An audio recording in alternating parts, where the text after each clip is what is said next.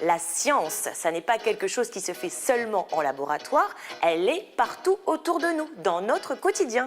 Quand vous faites cuire des pâtes, c'est une expérience scientifique. Nous-mêmes, nous ne sommes qu'atomes. Yes, science! Merci Jessie. Bon, effectivement, on n'est pas tous prédestinés à la science, on ne s'appelle pas tous Einstein. Mais il existe des associations qui s'attellent à diffuser et simplifier la culture scientifique tout en la rendant amusante pour le grand public. Restez avec nous, on en parle dans l'émission aujourd'hui. Sommaire, il y a quoi aujourd'hui? J'ai toujours adoré les sciences, moi. Tu sais qu'au collège, on m'appelait tête d'ampoule, Jim? Oui, Joe, mais à mon avis, c'était pas pour ton intelligence, mais plutôt pour la taille anormale de ton crâne, grosse tête, va. Tu crois? Ben en tout cas, j'étais passionné, comme ceux qui ont participé à la nuit de la science. Et en fait, ça change pas de dimension. C'est le principe de la tablette de chocolat. Allez. Cette soirée à l'université a été organisée dans le cadre de la Fête de la Science, événement annuel porté par l'association Symbiose. Et oui, et pour en parler aujourd'hui, Chloé reçoit la présidente Magali Rolando. Elle lui réserve d'ailleurs une interview un peu particulière, voire fin bête. Combien de participants scolaires cette année à la fête des sciences, à peu près? 3,14. C'est précis. Et pour finir, place au zapping du CNET avec un voyage en accéléré en haute mer à bord d'un porte-conteneur. Waouh, c'est de toute beauté.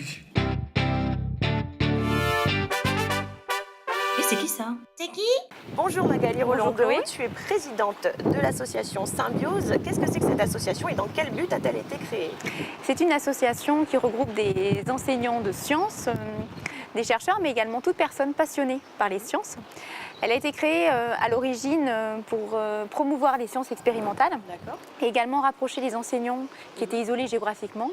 Aujourd'hui, on a fait évoluer un petit peu les statuts et elle permet également de continuer de promouvoir les sciences expérimentales, mais également de diffuser la culture scientifique. D'accord.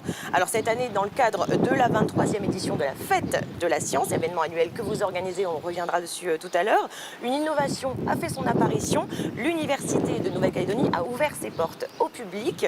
C'était pour une soirée inédite et nous y étions. On regarde.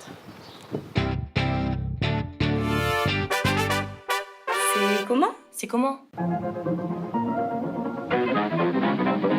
C'est ici, à l'Université de Nouvelle-Calédonie à Nouville, que se déroule ce soir la Nuit de la Science. Plusieurs activités sont proposées, allons faire un tour.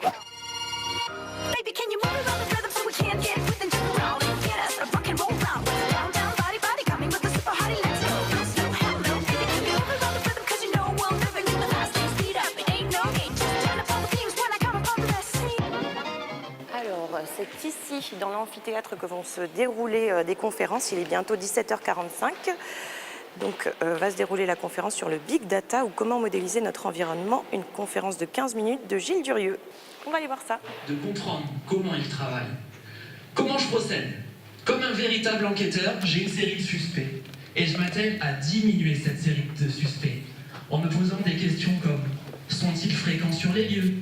Appartiennent-ils à une famille? Donc la Nuit de la Science est organisée en même temps que la Fête de la Science. Et donc c'est une soirée, on va dire, qui est inédite, parce que c'est la première fois qu'on l'organise. Alors ce qui est proposé, c'est des speed conférences, plusieurs speed conférences, des ateliers, donc sur des thèmes très variés de la recherche, donc en environnement, en biologie, en mathématiques, en physique, en électronique.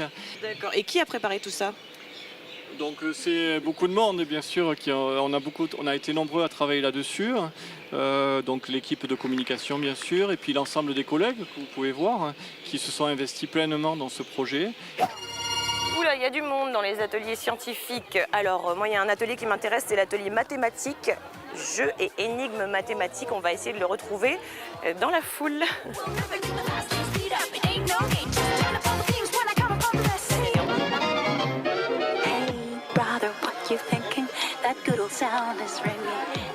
Là, bonjour. Qu'est-ce que vous proposez? Des puzzles. Ça m'a l'air simple. Oui. C'est pas simple. C'est dans 3 pièces et le puzzle ne change pas d'émotion. D'accord, il faut retirer 3 pièces et en fait ça change pas de dimension. C'est le principe de la tablette de chocolat. Allez, je veux bien.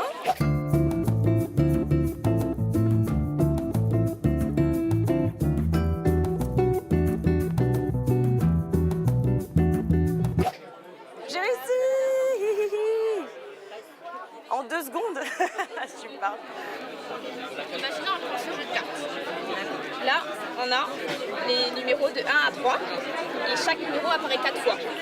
Donc là, on avait rajouté le 4, mais c'est pareil. Et imaginons qu'on refait le circuit ici et qu'on les fait avancer comme prévu. 1, 2, 1, 1, 2, 3, 1, 1, 2, 1, 2, 3. Là, 1, 2, 3, 1, 2, 3. Donc là, on se rend compte que les 6 voitures n'arrivent pas sur la même. Ah ouais, d'accord. Et du coup, nous, on s'est posé la question, c'est dû au jeu de cartes choisi. Et on s'est demandé, est-ce que si on fait augmenter ou diminuer le nombre d'apparitions des cartes, est-ce que ça va augmenter ou diminuer le pourcentage de réussite? Et ben, on se rend compte que le pourcentage de réussite, il augmente quand la carte elle apparaît 6 fois plutôt que 4 fois.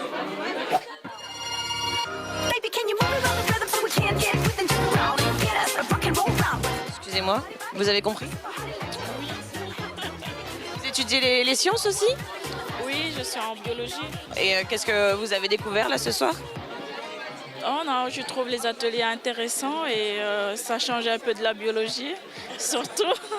Et je trouve intéressant parce qu'en fait, ils ont pris tout ce qui se passe dans la vie quotidienne et ils ont fait des études et ils nous donnent des conseils sur ce qu'il faut faire. Par exemple, là, c'est surtout pour nous apprendre à économiser l'essence quand on veut faire les grands trajets, les longs trajets. Donc finalement, les maths sont partout dans notre vie, en fait, dans notre quotidien. Apparemment. Bonsoir, qu'est-ce que vous proposez? Qu'est-ce que je propose? Alors vous avez le côté champignon et le côté bactéries. On va prendre un kilo de champignon.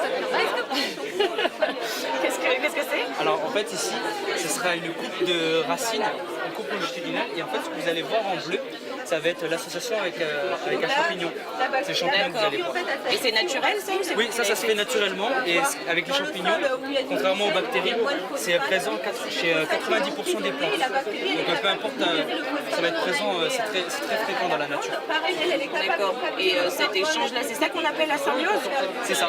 Ok. C'est une interaction à bénéfice réciproque. C'est beau. Bravo. Magnifique.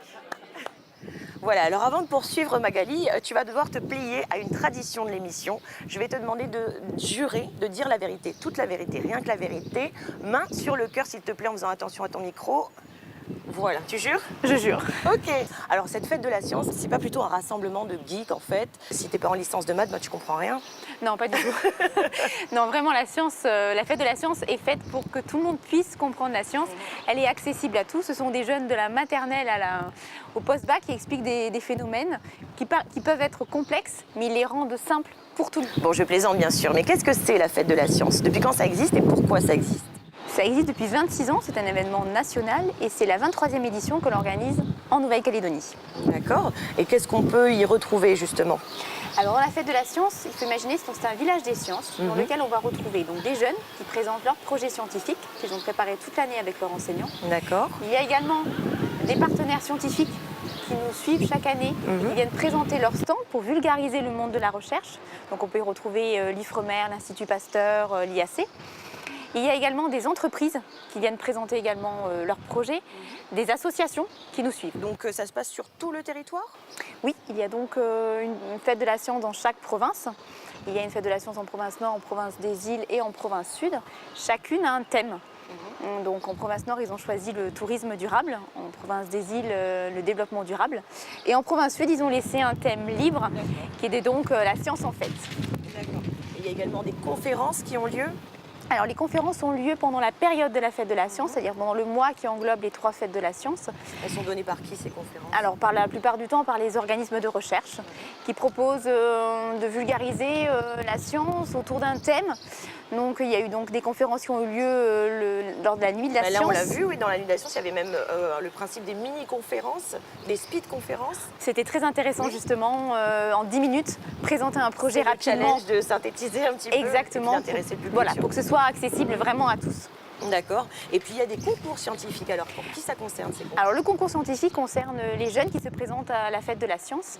Il y a un concours qui est public et un concours scientifique. Les jeunes sont évalués par des jurys scientifiques Ils ont donc une note et à la fin on récompense les 3 meilleurs collèges et 3 meilleurs lycées. Mais il y a également le public qui peut voter parce qu'il faut savoir que c'est ouvert à tous, pas seulement aux familles dont les enfants se présentent, mais vraiment à tout public. Toutes les personnes peuvent venir. C'est une entrée libre, c'est gratuit. Et vous pouvez venir voter pour votre groupe préféré, votre collège, votre primaire préféré. Il sera donc récompensé à la fin de la journée. D'accord, il y a également des visites aussi qui sont proposées, j'imagine, pour découvrir un petit peu ce monde qui n'est pas forcément familier de tout le monde. Oui, exactement. Ça permet vraiment aux gens de venir découvrir les sciences. Le vaisseau des sciences également sont présents le jour de cet événement. Ils ouvrent leurs portes et ils présentent leurs projets. Alors on va en reparler tout à l'heure. Donc vous êtes à l'origine de différentes manifestations, on l'a dit. Donc la fête de la science, on vient d'en parler, mais aussi d'un club science, le club Symbiose Junior. Nous nous sommes rendus au collège de Caméré à la rencontre justement de ces jeunes passionnés qui se réunissent tous les mercredis après-midi. Je vous rappelle donc, on va faire une animation dans un événement qui s'appelle la Tina Vélo. Tina Vélo, on est allé ensemble sur le site, on a observé les plantes et le but c'est d'intéresser le grand public. Est-ce que là d'emblée, est-ce que vous vous souvenez de mémoire quelles sont les espèces qu'on a repérées? Gardénia. Gardénia, qu'on appelle aujourd'hui. Nous devons absolument bien comprendre le vocabulaire qu'on va utiliser et transmettre les quelques clés qui vont permettre à nos visiteurs de faire un petit jeu. Donc le travail qu'on demande à nos jeunes Symbiose Juniors, c'est d'être capable de s'exprimer devant un public. C'est déjà pas simple. Et le deuxième challenge, c'est d'expliquer des choses qui sont complexes et en les rendant les plus simples possibles. Comment tu expliques? Tu as le rameau principal et ici, on a un rameau secondaire avec ici des feuilles, des folioles, et ça fait une feuille. Voilà. Et ça forme la feuille. Faut quand même expliquer que c'est pas toujours évident de reconnaître une feuille composée d'une feuille. Je suis rentrée dans le club Symbiose Junior parce que je trouve qu'en fait sensibiliser les personnes c'est super en fait, parce que je trouve que maintenant quand on regarde tout autour de nous, il y a plus de bâtiments que de nature. Bonjour, moi je m'appelle Tila et je fais partie du club Sciences Symbiose Junior. Et en fait, je vais vous présenter le jeu de... il y a plein de choses qui sont intéressantes dans la science parce que ça nous apprend la vie et surtout de quoi faire et ne pas faire. C'est sûr que ce sera dans la science que je voudrais au moins m'épanouir. Voilà, alors ce club science, on vient de le voir, réunit des jeunes collégiennes d'en moyenne 15 ans. Donc elles étaient 4, il y en avait 3 qui étaient en 3e et une en 5e. Il fut un temps où il y avait également des garçons, mais apparemment c'est pas facile de les faire venir tous les mercredis après-midi, ce que je peux comprendre aussi. Alors combien de clubs comme celui-ci existent sur le territoire? Pour l'instant, il n'en existe qu'un au collège de Caméré, mais on aimerait à l'avenir pouvoir le développer à d'autres établissements qui seraient demandeurs en plus, lors d'ateliers scientifiques, de pouvoir créer justement, de former des jeunes à l'animation scientifique. D'accord, oui. Est-ce que c'est le but justement de ce genre de club, d'éveiller des vocations, Exactement, de comme on donner vient envie, de le voir dans le reportage, créer des passions, s'épanouir dans la science, permettre à des jeunes de développer des compétences comme l'élocution, prendre confiance en soi et pourquoi pas des vocations scientifiques bien sûr. Alors qu'est-ce qu'ils font dans ces clubs sciences? Parce que là on l'a vu, ils préparaient une animation scientifique donc pour les boucles de Tina, ils étaient sur la forêt sèche, mais qu'est-ce qu'ils font en général? Alors ils travaillent autour d'un thème donné, ils font donc des recherches, ils ont même des intervenants scientifiques qui viennent répondre à leurs questions et ensuite le plus gros du travail ça va être de vulgariser toute cette science accumulée pour pouvoir la transmettre à tous et de façon la plus simple possible. D'accord, et puis ça leur permet également de faire des sorties, d'être sur le terrain? Exactement, donc il y a 2 ans ils ont travaillé sur la maîtrise de l'énergie, ils sont allés visiter une entreprise et ils ont découvert la maîtrise de l'énergie, ils ont fabriqué une maquette et ensuite ils sont devenus de réels animateurs et ils ont donc présenté leurs travaux lors des JDD qui sont le Forum Jeunesse Développement Durable organisé par la province Sud, mais également lors d'événements comme les Earth Hour. Et maintenant, depuis 2 ans, ils travaillent sur la forêt sèche de Caméré, comment la protéger, et également sur une application pour pouvoir découvrir en temps réel avec un GPS les différentes espèces végétales et comment les protéger. D'accord, donc c'est vraiment complet. Alors vous avez également mis au point des outils qui vous permettent donc de mener à bien vos missions sur tout le territoire. Ce sont les vaisseaux des sciences, donc il y en a 2, c'est ça, il y en a un juste derrière nous aujourd'hui. Qu'est-ce que c'est ces vaisseaux des sciences? Alors ce sont des expositions itinérantes qui permettent de parcourir toute la Nouvelle-Calédonie à bord d'un semi-remorque. et qui permet à chaque tribu, à chaque village et à chaque établissement de pouvoir accéder à la science. Donc un porte sur le nickel. On s'est donc intéressé dans cet espace à l'origine du nickel en Nouvelle-Calédonie, son utilisation, ses propriétés, ainsi que ses différentes méthodes d'extraction. D'accord. Et dans le deuxième vaisseau des sciences sur la biodiversité, voilà, il y a donc 4 espaces interactifs où les gens sont amenés à découvrir ce qu'est la biodiversité. Puis ensuite de découvrir la biodiversité passée, présente et future. C'est un voyage dans le temps en fait. Exactement, les menaces et également comment faire pour la protéger. D'accord, très bien. En tout cas, ils sont magnifiques ces vaisseaux des sciences. Merci. C'est vous qui les avez créés? C'est l'association Symbiose? Voilà, c'est l'association Symbiose qui les a créés, évidemment en partenariat avec des entreprises et des instituts de recherche. Mais beaucoup de petites mains ont travaillé sur le vaisseau et travaillent encore sur le premier, le nickel, qui est actuellement en rénovation en partenariat avec le lycée Jules Garnier. Ah, donc il y a des lycéens aussi qui ont travaillé sur... Exactement. D'accord, très bien. En tout cas, ils sont vraiment très bien faits, bravo. Alors, la fête de la science n'est pas finie. Elle se poursuivra à l'île des Pins. Donc, ce sera les lundis 23 et mardi 24 octobre au collège Saint-Joseph de Vao. Donc, avec des animations, également des concours. Et puis, il y aura également une conférence, c'est ça, qui sera proposée au public, qui portera, donc ce sera le lundi 23 octobre, qui portera donc sur le captage de nickel dans l'eau. Oui, par une doctorante de l'UNC. Voilà, alors dans l'ensemble, quel bilan est-ce qu'on peut faire de cette 23e édition de la Fête de la Science?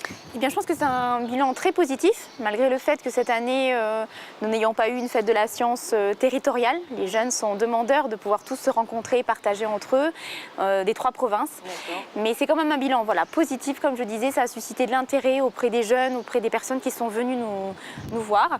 Et donc, tous ont rendez-vous l'année prochaine pour la 24e édition. Il y a de plus en plus de monde à chaque fois? Chaque année, oui, les gens commencent à découvrir ce monde-là, viennent de plus en plus nombreux, en famille, découvrir le monde de la science. Et plusieurs jeunes ont déjà l'envie, avec leurs professeurs l'année prochaine, de présenter un projet, quelque chose qui leur tient à cœur. D'accord, donc on peut dire que le pari de vulgariser justement la gagné. Science est plutôt gagné. D'accord, un grand bravo. En tout cas, merci beaucoup Magali.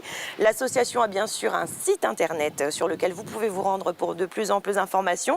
Il est d'ailleurs régulièrement mis à jour, il me semble. Absolument. Et il s'affiche à l'instant. Bon, tu restes avec moi s'il te plaît, c'est l'heure du JT What the fuck. What the fuck? Bienvenue à Octlantis, une ville sous-marine bâtie par et pour une population de poulpes. Repérée au large de la côte est australienne dans la baie de Jervis, cette découverte remet en question les théories scientifiques sur le comportement du poulpe qui le présentait comme un animal solitaire et asocial. Ce n'est pas la première colonie de poulpes recensée, une autre avait fait l'objet d'une découverte en 2009 qui avait été baptisée Octopolis, mais avait alors été considérée comme un cas à part. Jusqu'à maintenant. Cette découverte signifierait que les poulpes ne sont pas forcément si solitaires et pourraient même avoir développé une culture propre. Les scientifiques ont observé entre 10 et 15 poulpes sur site en 9 jours. Une chose est sûre, le poulpe, dont on recense 300 espèces sur l'ensemble du globe, continue et continuera de surprendre les chercheurs. Chez ces grenouilles, les mâles chantent pour des femelles sourdes. Durant la période de reproduction des grenouilles, les mâles chantent pour s'attirer les faveurs d'une femelle. Cependant, une équipe de chercheurs a fait une étrange découverte chez Brachycephalus ephipium epitanga. Ces minuscules grenouilles brésiliennes sont sourdes. Pendant la saison des amours, les mâles chantent pour les femelles. Mais comment entendent-elles l'appel? Eh bien, elles ne l'entendent pas. Les mâles chantent donc pour rien. Les chercheurs pensent que la femelle Brachycephalus repère les mouvements qu'entraînent les vocalisations des mâles et qu'ainsi ils parviennent à se rencontrer. Heureusement que leur chair est toxique, car les prédateurs, eux, ont des oreilles.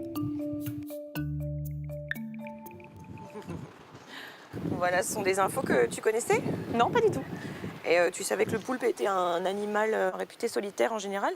Non, je viens de l'apprendre. D'accord, en fait, au final, non, apparemment, parce qu'il y a des villes, des villes de poulpes entières. Alors, je te propose qu'on joue un petit peu. D'accord, jouons.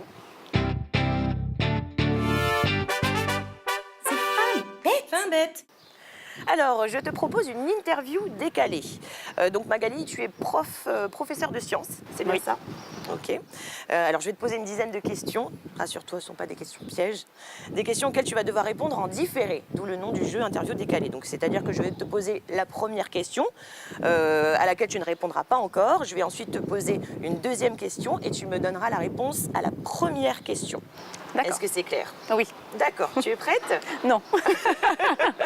C'est parti quand même. Alors, de quoi est composée l'atmosphère de la Terre? Que mets-tu dans un sandwich? De dioxygène et de diazote. Quelle est la valeur de pi au centième près? Du jambon.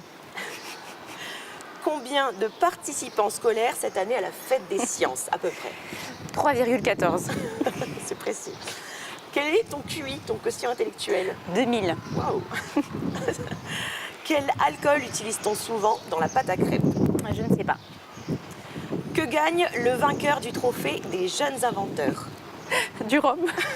Ah bah bravo. Qu'est-ce qui différencie un bon d'un mauvais scientifique? Il gagne un voyage pour participer à une fête de la science internationale. Un voyage? Ok. Quel est ton plus gros défaut? Un bon scientifique, c'est quelqu'un de passionné finalement, et un mauvais scientifique, c'est quelqu'un qui fait ça par devoir. D'accord. Et à ton avis, qu'est-ce qui a motivé Pythagore à nous pondre son fameux théorème? Têtu, je pense. Ok, c'est pas facile. Non, c'est dur, c'est dur. Bravo Magali. Merci beaucoup. On passe à la prochaine rubrique, c'est net. C'est net. C'est net.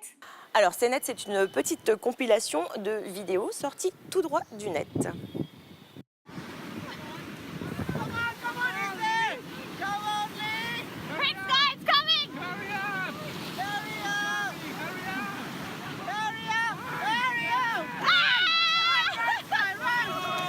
Ça se passe en Australie.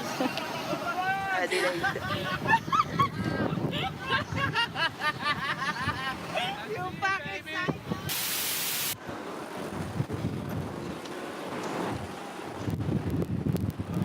Ah, c'est trop mignon.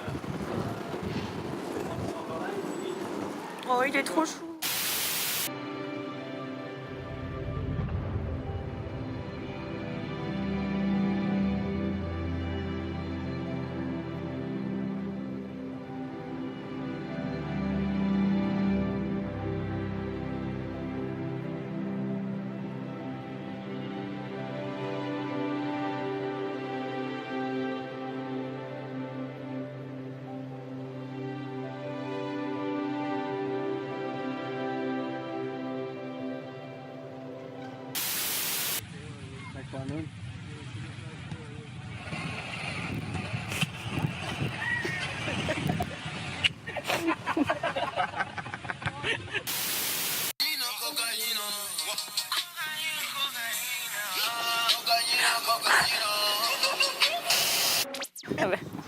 Voilà pour le petit tour du net. Il y a une vidéo qui a retenu ton attention.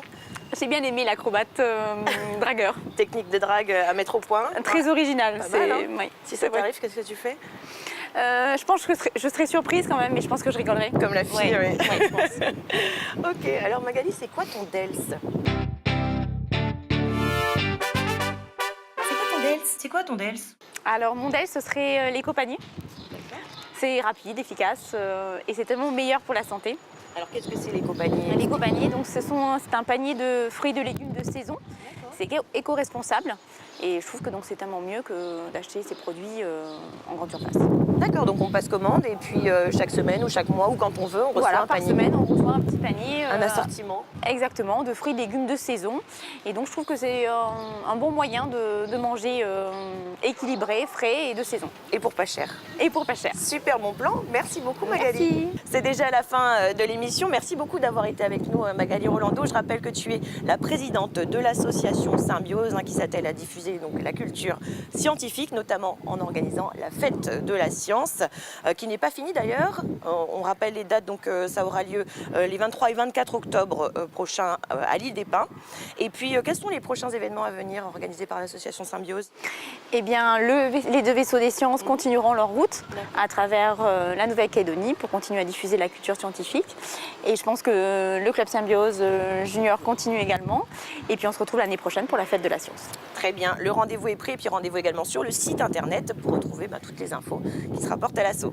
Quant à moi, je vous retrouve avec plaisir dès la semaine prochaine. Et puis n'oubliez pas que vous pouvez retrouver cette émission si vous le souhaitez sur notre site internet.